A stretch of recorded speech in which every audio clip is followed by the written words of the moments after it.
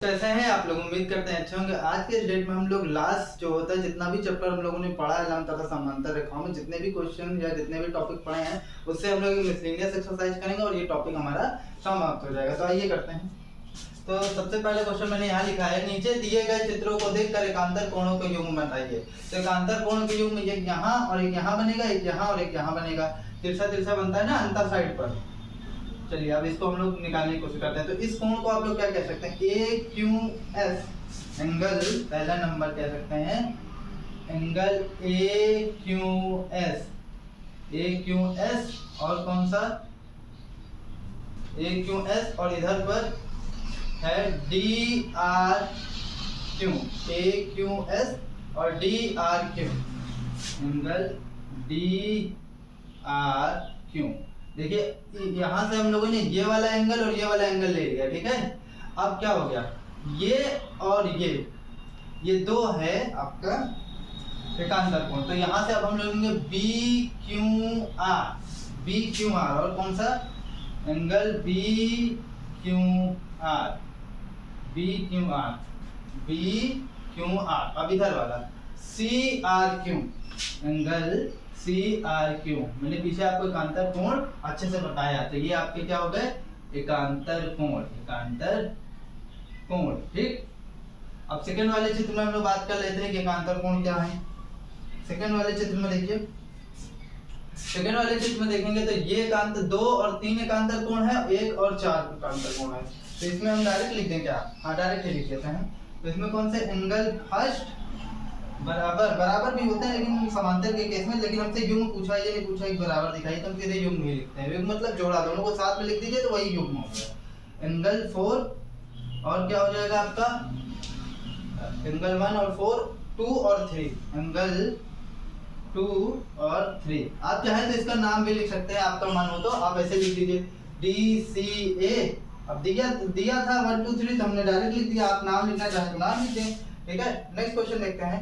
नीचे दिए गए चित्रों में समान रेखाओं के जोड़ों को बताइए, समांतर रेखाओं के जोड़ों को बताइए तथा तिर्यक रेखा का नाम भी बताइए, ठीक है। ये देख लीजिएगा आप लोग वीडियो को पॉज करके। अब हम लोग नेक्स्ट सेकंड नंबर क्वेश्चन देखते हैं। सेकंड नंबर क्वेश्चन है हमारा, इसका आंसर देंगे। इसमें समांतर रेखा और तिर्यक रेखा आपको बताना है। तो इसमें अगर आप देखें तो ए बी सी डी और ये यहाँ पर ई ले लीजिए। तो ए बी और डी क्या है? समांतर रेखा है, ठीक है।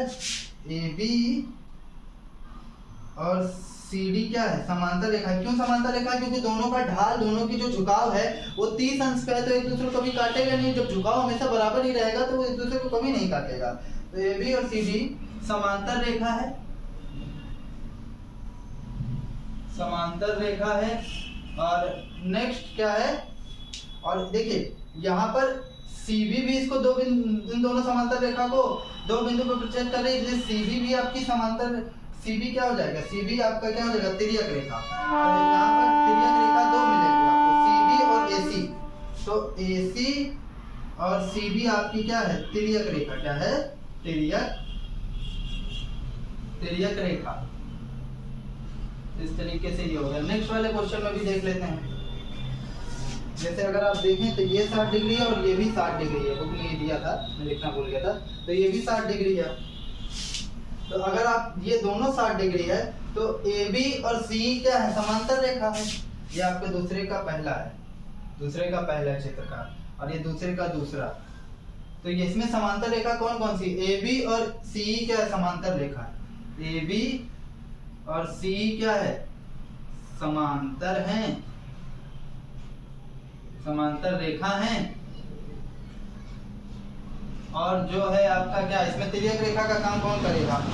बीडी क्या है? तिर्यक रेखा, क्योंकि इसको AB को यहाँ पर प्रतिच्छेद कर रही है, इसको यहाँ पर प्रतिच्छेद कर रहा है, तो BD क्या है? तिर्यक रेखा, ठीक है। BD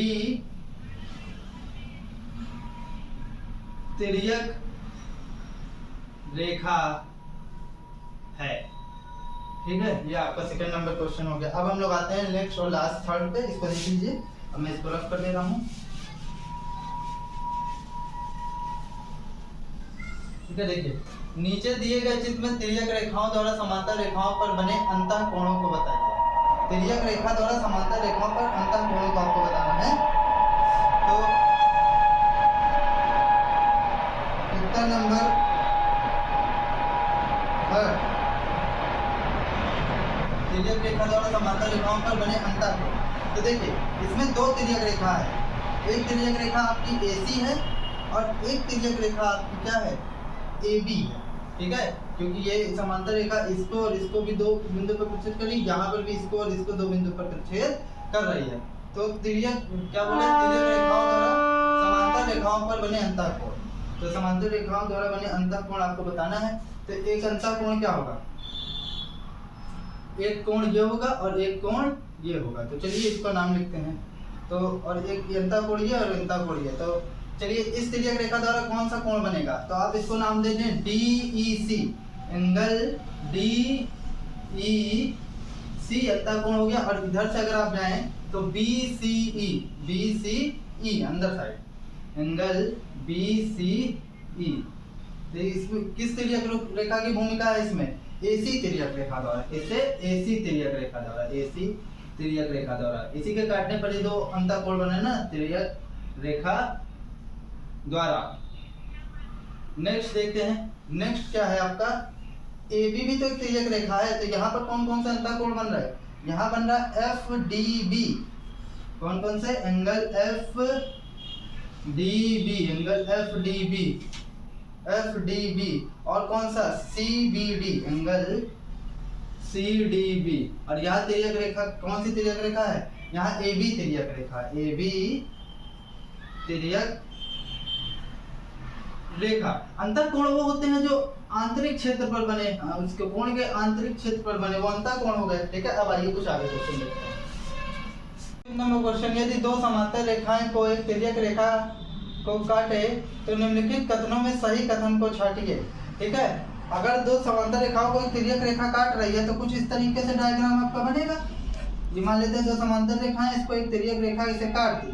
तो अब क्या कह रहा है, एकांतर कोण बराबर होते हैं, जाहिर सी बात है एकांतर कोण तो बराबर होंगे ना, ये कोण और ये कोण बराबर होंगे, तो एकांतर कोण बराबर होते हैं, ये बात सत्य है। ठीक है, प्रत्येक अंतःकोणों के लिए संगत कोण बनता है, प्रत्येक अंतःकोण के लिए एक संगत कोण बनेगा। जैसे इसके संगत कोण ये वाला हो जाएगा, इसके संगत कोण ये वाला हो जाएगा, इस वाले अंतःकोण के लिए संगत कोण ये वाला हो जाएगा, इस वाले अंतःकोण के लिए संगत कोण ये हो जाएगा। तो ये भी बात क्या है, सत्य है। नेक्स्ट देखते हैं, संगत कोण सदैव बराबर होते हैं, हाँ समांतर वाले केस में हमेशा बराबर होते हैं। ठीक है, संगत कोण एक दूसरे के संपूरक होते हैं, संगत कोण एक दूसरे के संपूरक नहीं होते, जबकि एक और के अंतःकोण एक दूसरे के संपूरक होते हैं। तो ये कथन ये गलत बोल रहे हैं। ठीक है, नेक्स्ट देखते हैं, एकांतर कोण सदैव बराबर होते हैं, हाँ इस केस में सदैव बराबर होते हैं जब एक समांतर रेखा को काटे। नेक्स्ट और ये क्वेश्चन देखते हैं कौन सा, 6 नंबर। तो 6 नंबर क्वेश्चन देखिए, नीचे दिए गए चित्र में QRS कितना होगा जबकि PQ समांतर RS। तो QRS पूछा, हमसे ये पूछा है। तो चूंकि PQ समांतर है RS के और इनको एक PQ समांतर है RS के और इनको RQ तिर्यक रेखा है, तिर्यक रेखा है, इसलिए जो आपका एंगल क्या होगा, QRS बराबर होगा एंगल PQR के। ये भी कितना होगा, 30 डिग्री। काहे से, एकांतर कोण से, एकांतर कोण से। खत्म।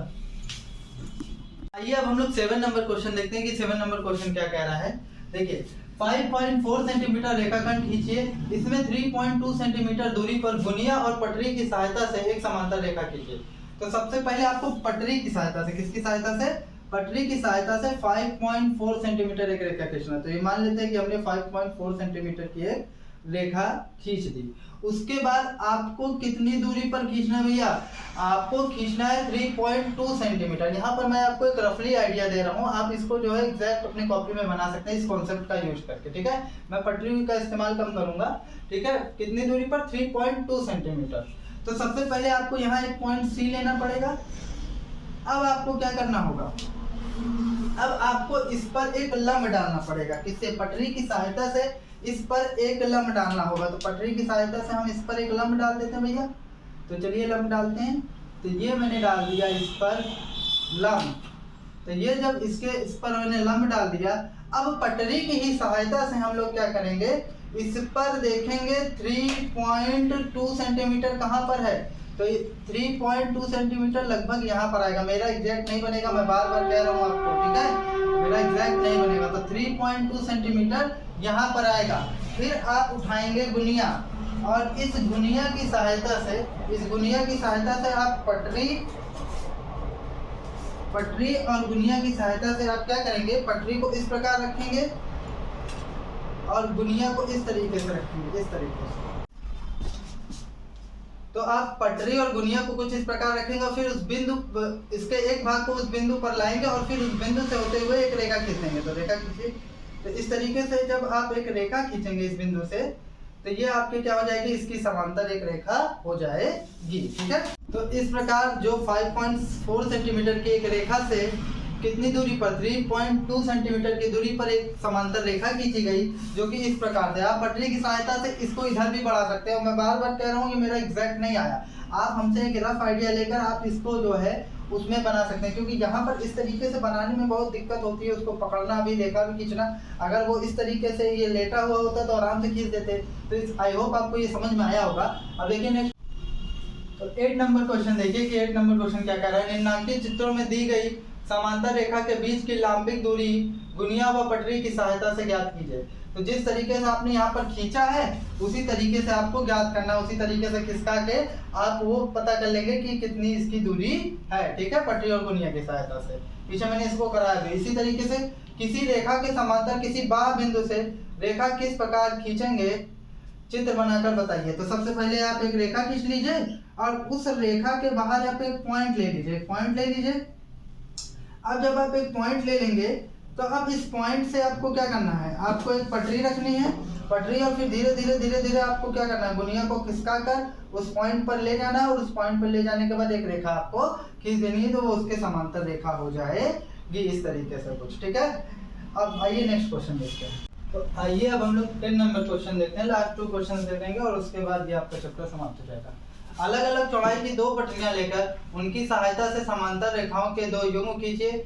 दोनों स्थितियों में उनके बीच की दूरी पटरी व सेट स्क्वायर की सहायता से ज्ञात करें। जरा समझिए, आपको अलग अलग चौड़ाई की 2 पटरी लेनी है। कितनी पटरी लेनी है? 2 पटरी। फिलहाल मेरे पास यहाँ एक ही पटरी है, तो इस पटरी को आपको लेना है, मैं आपको हिंट दे दे रहा हूँ। और इस पटरी से आपको समांतर रेखा खींचना है। क्या खींचना है? समांतर रेखा। कुछ इस तरीके से ऐसे आपको खींच लेना है और फिर यहीं पर रख कर आपको इससे नीचे एक रेखा खींच लेनी है। तो ये 2 समांतर रेखा हो गई। तो अब इस रेखा से आपको इन दोनों के बीच की जो लंबिक दूरी है वो निकालनी है। आपको फिर एक पॉइंट लेना होगा, उस पॉइंट को लेकर फिर गुनिया को धीरे धीरे खिसकाना होगा। तो इस तरीके से जो उसके बीच की दूरी आएगी वो आप निकाल के लिख सकते हैं। तो इसको आपको स्वयं करना है, और अगर फिर भी नहीं आता तो आप मुझसे कमेंट सेक्शन में पूछ सकते हैं। अब नेक्स्ट और एक लास्ट क्वेश्चन है, इसको हम लोग कर लेते हैं। निम्नलिखित चित्र में यदि कोण A बराबर 50 डिग्री, कोण C बराबर 60 डिग्री, तो कोण B का मान ज्ञात कीजिए। और 4 ऑप्शन दिए हैं आपको, एक ऑप्शन आपको सही है। तो अब देखिए, अगर आप देखें तो कोण AC एक रेखा पर बने हैं, तो हम सीधे यहाँ पे लिख देते हैं चित्र से, ठीक है। ये वाला कोण हमको नहीं पता ना, ये वाला कोण, तो ये वाला कोण नहीं पता है, तो इसको हम लोग x मान लेते हैं। क्या मान लेते हैं? x। चित्र से अब ये तीनों कोण एक रेखा पर बने हैं, तो अब अगर कोई कोण अगर एक रेखा पर बना होता है, ठीक है, तो ये पूरा 180 होता है। अब इसी 180 को आप चाहे जितने भाग में बांट दें, जब पूरा टोटल जोड़ेंगे तो 180 ही आना है। तो ये तीनों, वो जो आपका इस रेखा का ये वाला जो कोण है, यहाँ पर आप ध्यान से देखें तो 3 भागों में बटा है। अगर इसको मैं ऐसे मिला दूं तो ये 3 भागों में बटा है। मतलब अगर इन तीनों कोण को जोड़ें तो 180 होना चाहिए। तो आप क्या कहेंगे कि कोण C प्लस बीच वाले को हमने x मान लिया, प्लस कोण A बराबर कितना? 180 अंश। एक रेखा पर बने कोण। तो ये हो गया आपका। अब जरा समझिए, कोण C कितना है आपका? कोण C है आपका 60 डिग्री। तो कोण C 60 डिग्री, तो 60 डिग्री रख देते हैं। कोण x हमको पता नहीं है, प्लस कोण A कितना दिया हुआ है? कोण A दिया हुआ है 50 डिग्री। तो 50 डिग्री बराबर 180 डिग्री। तो 60 डिग्री प्लस, अच्छा इन दोनों को जोड़ देते हैं ना, ये और ये जुड़ जाएंगे, कितना हो जाएगा? 110 डिग्री, ठीक है। प्लस कोण x is equal to 180 degree. तो ये हो जाएगा कोण x is equal to 180 minus 110 degree. तो ये हो जाएगा कोण x is equal to 70 degree. कितना हो गया? 70 डिग्री आ गया। ये बीच वाला आपका कितना आ गया? 70 डिग्री। अब अगर ये 70 है बीच वाला, तो ये भी तो 70 होगा। ये कोण B है आपका, तो B भी तो 70 होगा। क्यों? तो कोण B बराबर कोण X बराबर 70 डिग्री। का है 70 डिग्री भैया? शीर्षाभिमुख कोण से। किससे? शीर्षाभिमुख कोण से। शीर्षाभिमुख कोण, शीर्षाभिमुख होता है, विमुख कोण से, विमुख कोण से। तो आपका कौन सा तीसरा नंबर विकल्प आपका सही है। तो इसी के साथ आपका ये चैप्टर लंब तथा समांतर रेखाएं समाप्त होता है।